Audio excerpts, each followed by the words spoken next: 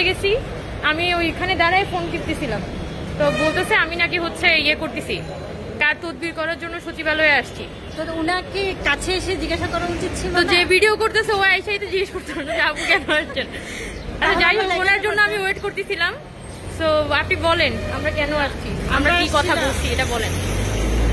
আসলে ফারুকী স্যারের কাছে আমরা বিগত যে শহীদ নূর মোস্তফা বিষয়ে যে স্মারকলিপি জমা দিয়েছিলাম সেই বিষয়টা নিয়ে আসলে আপডেটটা জানতে আসছি, যে সেই চিঠিটা কোথায় গিয়েছে এবং তার আপডেটটা কি, শহীদ নূর মোস্তফার স্বীকৃতিটা আমরা পাবো কিনা আদৌ, সেই বিষয়টা নিয়ে বিগত এর আগেও স্যারের কাছে আসছি, কিন্তু আমরা পাস পাইনি, আমাদেরকে চলে যেতে হয়েছে। আজকে হঠাৎ করে ফোন আসছে এবং আমাদের কাছে পাস আছে, আমরা দুজন দুই জায়গা থেকেই আসলে দৌড়াই চলে আসি।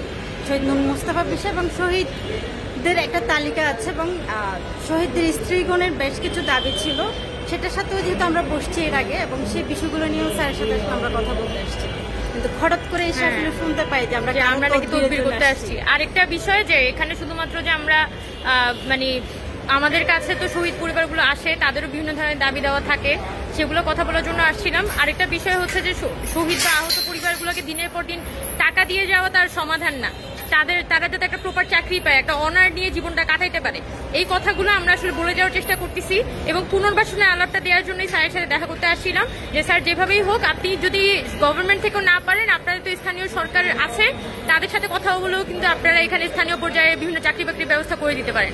এই কথাগুলা বলার জন্য তো আসলে এগুলো তো আসলে বলে যাইতে হয়, আজকে বলে দিলাম কালকে সকালবেলা হয়ে গেল, ব্যাপারটা কিন্তু এরকম না।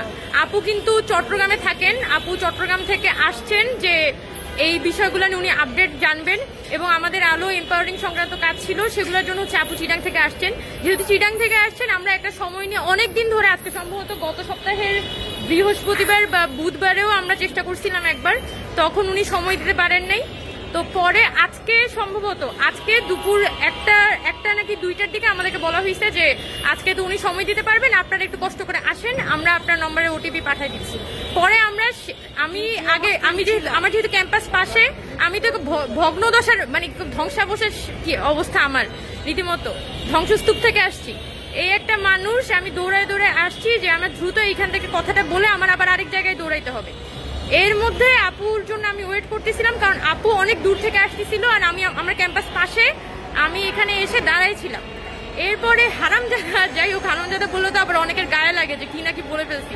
তো যারা হচ্ছে এইসব গুজববাজ, নোংরা একদম কিটের মতো লোকজন, যারা নিজেরা হচ্ছে টাকা দেখলে মুখ লক করে, তারা হচ্ছে এসব গুজব ছড়ায় যায় এবং এদের কাজ হইতেছে মানুষের নানান ভাবে ফ্রেমিং করা। যা মন চায় বইলা যান, আমরা আমাদের কাজ কইরা যাই, ঠিক আছে? আপনাদের মতো এত ছোট লোক হওয়ার আমাদের কোনো দরকার নাই। Thank you. আর আমরা আল্লাহর রহমতে আমি পড়াশোনা করছি, আমার জীবনে যথেষ্ট ক্যাপাসিটি নিয়ে আমি বড় হয়েছি। আপনাদের মতো এইসব এক ফাইল এক মন্ত্রণালয় থেকে আরেক মন্ত্রণালয়ে সরায় টাকা কামানো আমার কোনো দরকার নেই। Thank you so much.